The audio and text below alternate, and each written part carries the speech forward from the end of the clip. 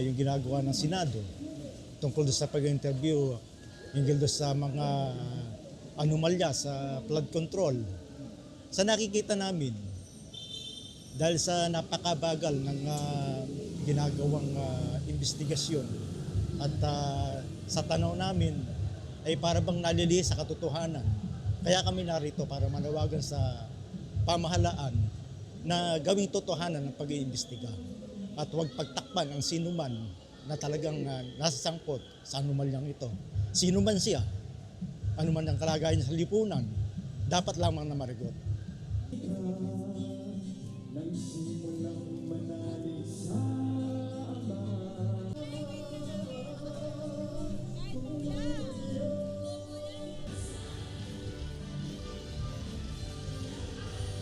Almost for 100 araw na yung proseso, pero wala pa ring nakukulong.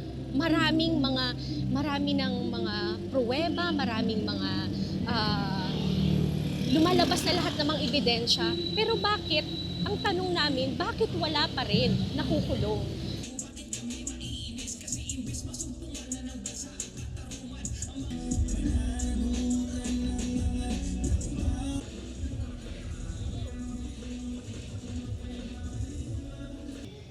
Imbes na para na lang sa mahihirap yung pondo ng pamahalaan, napupunta pa sa mga bulsa ng mga sakim ng mga mayayaman.